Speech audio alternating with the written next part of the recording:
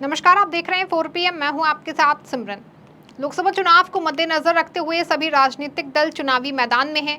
सभी राजनीतिक दलों ने प्रचार भी शुरू कर दिया है। अब भले ही भाजपा कांग्रेस चुनावी मैदान में है, लेकिन भाजपा इस बार चुनाव में कांग्रेस तथा अन्य राजनीतिक दलों को अपने रास्ते से हटाने में कोई कोर कसर नहीं छोड़ रही है। बता दें कि विपक्ष के नेताओं के या तो जांच एजेंसियों के दायरे में लाकर खड़ा कर दे रही, नहीं तो जेल की सलाखों के पीछे भेज दे रही है। ऐसे में विपक्ष की सबसे मजबूत पार्टी को आगे बढ़ता देख भाजपा पूरी तरह से बौखला चुकी है और कांग्रेस पार्टी को आर्थिक रूप से कमजोर करने की कोशिश कर रही है। हालांकि अब इस मामले में कोर्ट ने कांग्रेस पार्टी को भारी राहत दे दी है।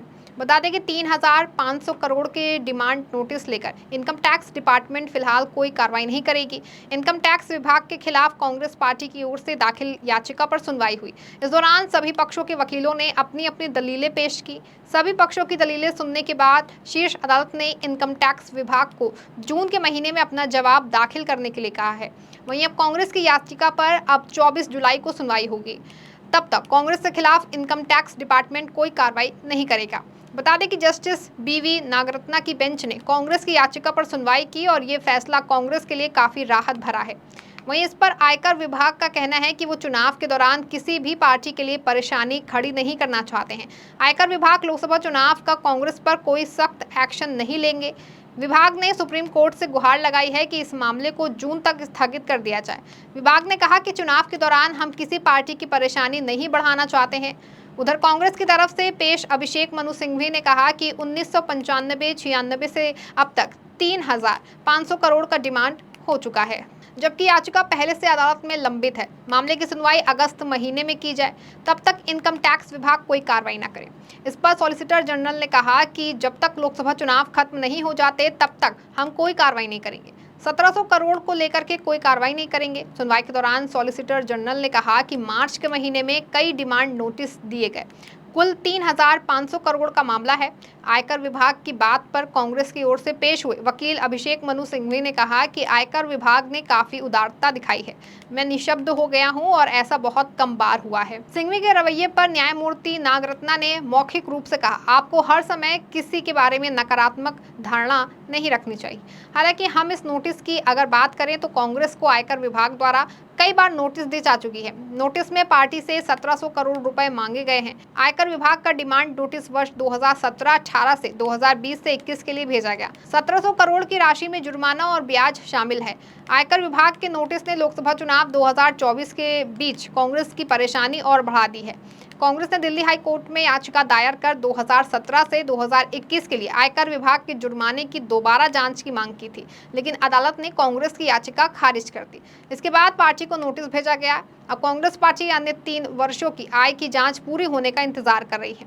बता दें कि कांग्रेस के वकील और राज्यसभा सांसद विवेक तन्खा ने हाईकोर्ट में सुनवाई के दौरान आयकर विभाग की कार्रवाई पर रोक लगाने की मांग की। उन्होंने कहा कि आयकर विभाग की कार्रवाई गैर जरूरी है और लोकतंत्र के खिलाफ है। कांग्रेस का आरोप है कि लोकसभा चुनाव के दौरान मुख्य विपक्षी दल को जानबूझ करके निशाना बनाया जा रहा है। आपको बता दें कि आयकर विभाग पहले ही कांग्रेस पार्टी के दिल्ली में स्थित बैंक खातों से 135 करोड़ रुपए वसूल चुका है। 2018 से 19 के लिए कांग्रेस जरूर शर्त नहीं पूरी कर पाई थी। कोर्ट में आयकर विभाग ने कहा कि 520 करोड़ रुपए असेसमेंट में शामिल नहीं थे। अलग अलग ठिकानों में छापेमारी से आयकर विभाग को कई ऐसे सबूत मिले हैं जिससे साफ होता है कि कैश के जरिए पैसे का लेन देन हुआ है। मध्य प्रदेश के पूर्व मुख्यमंत्री कमलनाथ के करीबी भी इसमें शामिल थे। आयकर विभाग का कहना है कि कर्नाटक के उप मुख्यमंत्री DK शिव कुमार और एक कंपनी के साथ कांग्रेस पार्टी के लेन देन की बात सामने आई है, जो कि नियमों का उल्लंघन है। बता दें कि आयकर विभाग की नोटिस आने के बाद से ही कांग्रेस में आक्रोश का माहौल बन गया है और इसे लेकर के कांग्रेस के बड़े बड़े नेताओं ने भाजपा को घेरना भी शुरू कर दिया है। वहीं इस मामले पर भाजपा को घेरते हुए कांग्रेस नेता जयराम रमेश ने कहा कि कल रात हमें 2 और नोटिस भेजे गए। कांग्रेस ने कहा कि उसे आयकर विभाग से नए नोटिस मिले हैं, जिसमें लगभग 1,823 करोड़ रुपए का भुगतान करने के लिए कहा गया है। जयराम रमेश ने एक बार फिर दोहराते हुए कहा कि कांग्रेस टैक्स आतंकवाद का निशाना है। उन्होंने आरोप लगाते हुए कहा कि प्रधानमंत्री नरेंद्र मोदी विपक्षी पार्टियों को अपंग बना देना चाहते हैं। इतना ही नहीं, कांग्रेस ने ये आरोप भी लगाए हैं कि आयकर विभाग ने बीजेपी को लेकर आंखें बंद कर ली हैं, जबकि उस पर 4,600 करोड़ रुपए का जुर्माना बनता है। कांग्रेस ने सत्तारूढ़ बीजेपी पर लोकसभा चुनाव से पहले विपक्षी पार्टी को आर्थिक रूप से कमजोर करने के लिए कर आतंकवाद में लिप्त होने का भी आरोप लगाया। हाँ, मगर वो बात अलग है कि कांग्रेस कितना भी आरोप लगा ले, लेकिन भाजपा को कोई फर्क नहीं पड़ता। मानो सारी चीजें अपने हिसाब से ही चला रहे हैं। आपको बता दें कि इनकम टैक्स डिपार्टमेंट ने कांग्रेस पर थर्ड पार्टी एंट्रीज के लिए भी टैक्स लगाया है। ये एंट्रीज कथित तौर पर छापे के दौरान इसके कुछ नेताओं से जब्त की गई डायरियों की है। शुक्रवार को कांग्रेस को विभाग से नोटिस मिला है, जिसमें टैक्स के रूप में 1823 करोड़ रुपए की भारी रकम मांगी गई थी। अधिकारियों ने पिछले साल से संबंधित टैक्स मांग के लिए पार्टी के खातों से 135 करोड़ रुपए पहले ही निकाल लिए हैं। इससे पहले कांग्रेस कोषाध्यक्ष अजय माकन ने दावा किया था कि बीजेपी ने महत्वपूर्ण कर उल्लंघन किया है। उन्होंने कहा कि समान मानदंडों का उपयोग करते हुए बीजेपी टैक्स में 4,600 करोड़ रुपए का भुगतान करने के लिए उत्तरदायी थी। साथ ही उन्होंने इस मामले पर और भी क्या कुछ कहा है, आप वीडियो में देखिए।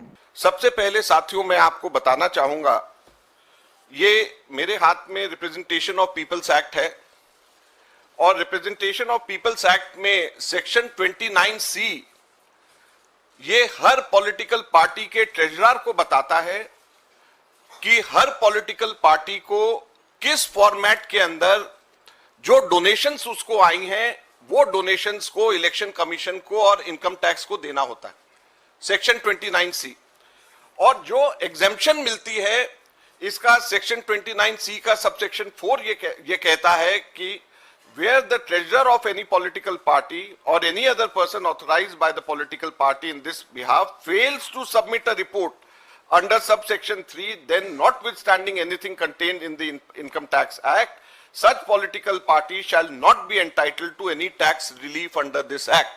तो कोई भी exemption लेने के लिए इस जो प्रिस्क्राइब फॉर्मेट इसके अंदर है उस प्रिस्क्राइब फॉर्मेट में अगर कोई भी वायलेशन होती है, जो ट्रेजरर अगर उसको करता है तो उसको एग्जेम्पशन उसकी विड्रॉ हो जाती है।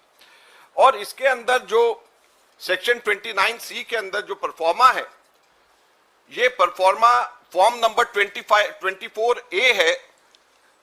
ये दोनों की दोनों चीजें 29C और परफॉर्मा जो फॉर्म 24A है, ये हमने बैकग्राउंड नोट सर्कुलेट किया है, आप लोगों के फोन में अभी तक के आ गया होगा, उसमें दोनों की दोनों चीजें हैं। तो आप लोग अगर इस पे भी ध्यान देंगे तो वो आपको मिल जाएगा, उसमें कोई आपको चिंता करने की बात नहीं है। इसके अंदर जो मुख्य बहुत बेसिक चीजें मांगी गई हैं कि कोई पॉलिटिकल पार्टी बताए कि किससे उसको डोनेशन, नाम बताए कि किसने उसको डोनेशन दिया और उसका एड्रेस बताए कि किसने उसका डोनेशन दिया और अमाउंट बताए कितना डोनेशन दिया और ये बताए कि चेक में दिया, आरटीजीएस में दिया और 20,000 से ऊपर जिन लोगों ने डोनेशन दिया है उसका इसमें जिक्र करना होता है।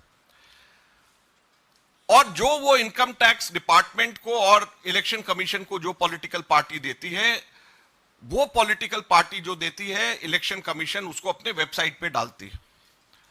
हम लोगों ने पिछले 2 साल में इलेक्शन कमीशन ने जो वेबसाइट में डाला और जो 2017-18 जिसके ऊपर जिसके आधार पे हमारे 135 करोड़ रुपए बैंक अकाउंट से छीन करके ले गए, हमने वो दोनों सिर्फ एनालिसिस करी। तो ये इस प्रकार से जो ये फॉर्म है, ये फॉर्म आपको इलेक्शन कमीशन की वेबसाइट पे हर पॉलिटिकल पार्टी का मिलेगा, हर पॉलिटिकल पार्टी का। और जो हमारे सिर्फ 14 लाख की वायलेशन के ऊपर 135 करोड़ रुपए 2017-18 के अंदर बीजेपी की इनकम टैक्स डिपार्टमेंट ने हमारे से छीने, मैं बताना चाहता हूं कि 2017-18 के अंदर बीजेपी ने 1,297 लोगों के डोनेशन जिन्होंने दिए हैं उनका कोई एड्रेस, उनका कोई पता नहीं दिया। गौरतलब है कि भाजपा भले ही कांग्रेस और अन्य विपक्षी गठबंधनों को परेशान करने के लिए तरह तरह की चालें चल रही है, लेकिन देश में अभी भी न्यायपालिका है। अब जिस तरह से कोर्ट का फैसला आया है, ये कांग्रेस के लिए बहुत बड़ी बात है। भले ही अभी ये मामला कोर्ट में है, लेकिन चुनाव तक का समय मिल गया है। इससे एक बात तो तय है कि कोर्ट के इस फैसले से भाजपा के खेमे में खलबली मच गई है। हालांकि इन सबका असर लोकसभा में भी देखने को मिलेगा। फिलहाल के खबर में बस इतना ही। तब तक के लिए आप देखते रहें 4PM। धन्यवाद।